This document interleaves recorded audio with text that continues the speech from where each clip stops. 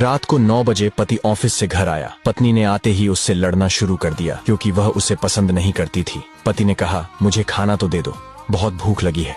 पत्नी बोली, खुद जाकर खा लो, मुझे नींद आ रही है। पति चुपचाप सुनता रहा और पत्नी पूरी रात उससे लड़ती रही। जब सुबह हुई तो पति ने कहा, मुझे नाश्ता तो दे दो। पत्नी ने गुस्से में कहा, मैं तुझसे तंग आ गई हूँ, भगवान करे तू मर जाए। पति कुछ नहीं बोला और चुपचाप ऑफिस चला गया। पत्नी अपने बच्चों को स्कूल से लेकर वापस आ ही रही थी तो उसने देखा घर के सामने भीड़ लगी हुई थी।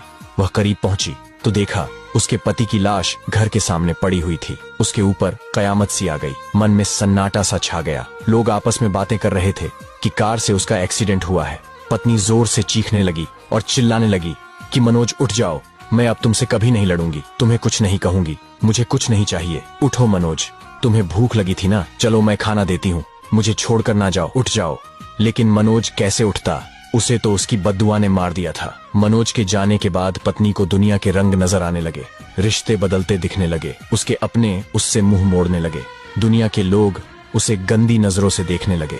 फिर कुछ दिनों में उससे उसका घर भी छीन लिया गया, जो हिस्सा उसका बनता था सासुराल वालों ने उसे दे दिया। पति के मरने के बाद उसे एहसास हुआ कि पति जैसा भी हो, चाहे पसंद का हो या नापसंद का, लेकिन औरत के सर का ताज होता है।